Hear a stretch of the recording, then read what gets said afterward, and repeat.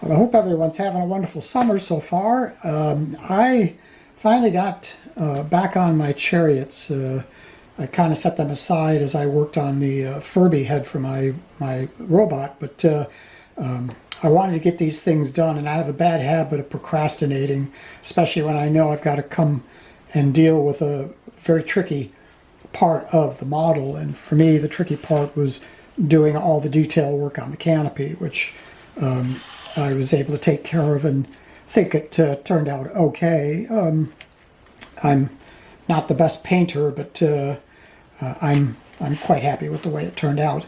Now, one thing that I've had to do is make some alterations to the kit just to accommodate the remote control feature of the model.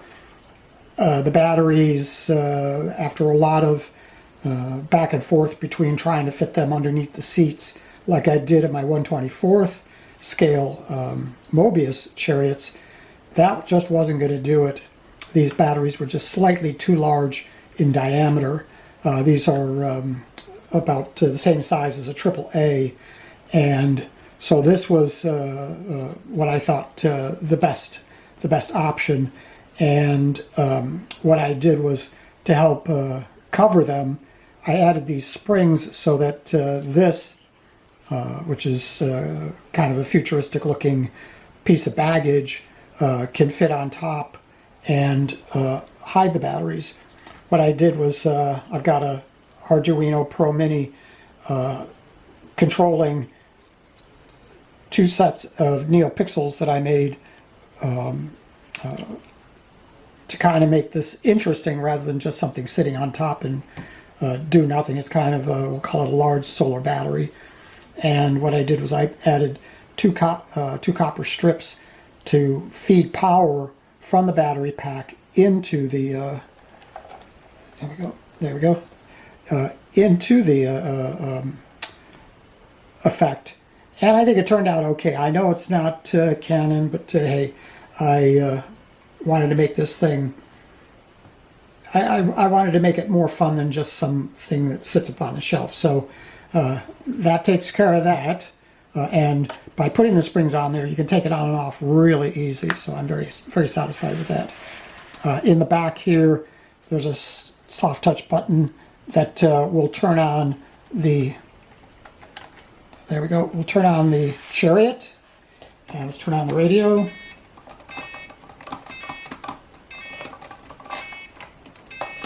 There we go.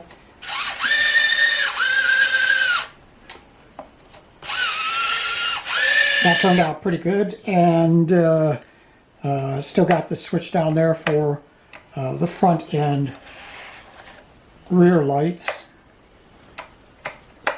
Now the top lights, I really was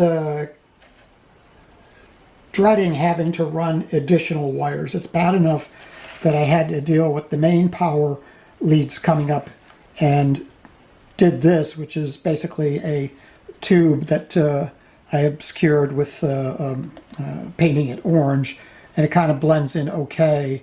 And the connector's down here where I can unplug it, because I have to keep the canopy removable because the pairing button is down there, and I have to have access so that I can get in there and pair it for the different radios. Let's see what else. Let's see if you can see in here. No, I guess you're not. I guess I'll have to take the top off. One thing that I had to battle with on this model is the, anyways, for these, why are you making that noise? Oh, probably because I haven't moved it. One thing I had to have,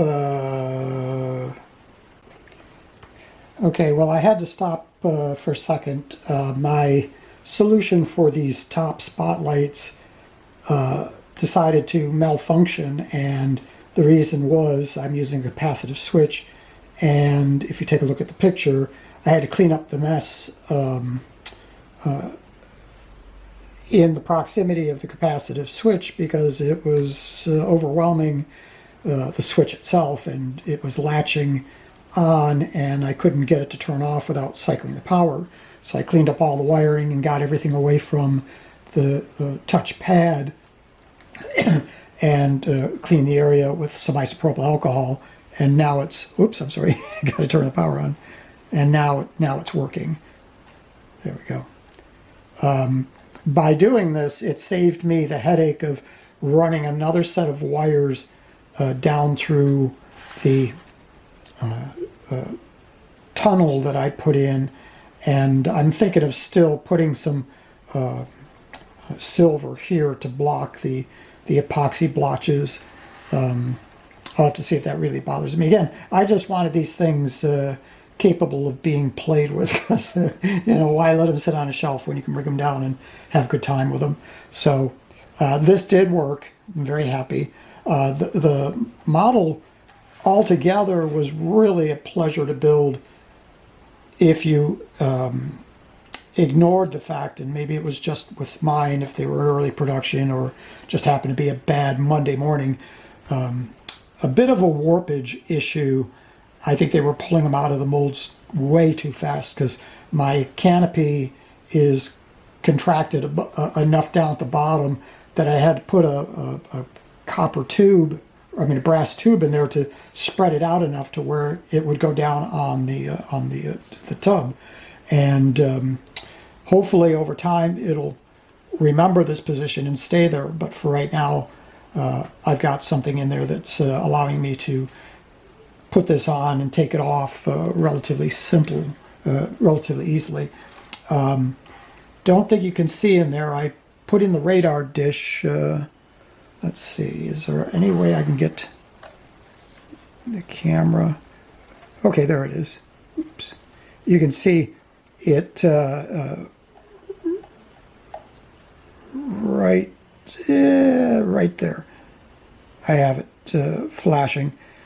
In the real Chariot, I'm almost positive they don't have that in there. Every time they showed the radar in the Chariot, it was always a isolated shot of the radar that they used as even the ship's radar. It was just, I think, a canned piece of film of a radar doing what they wanted it to do for the storyline, and wasn't actually on the back of what they call the scanner. So I made my own because the kit didn't come with one.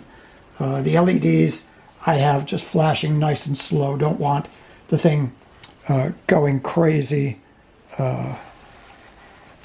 fast with the lights flashing. So they're nice and gentle, slow flashes that I'm making no sense. But the warpage is driving me nuts with the steps, with the canopy, but altogether it was a great kit. And the tracks, I really do like how well the tracks fit. This is a Tiger 1 early version track kit that you can buy. This one happens to be plastic. I was looking for one that was done in metal, and unfortunately they don't have this particular line. I like the way the center cavity for the wheels has quite a distance to the edge of the track. Looks very much like what was on the actual Thiokol Snowcat. So anyhow, it's done. I'm finished. It's going to move on to the next project, which I believe it's going to be the Jupiter 2.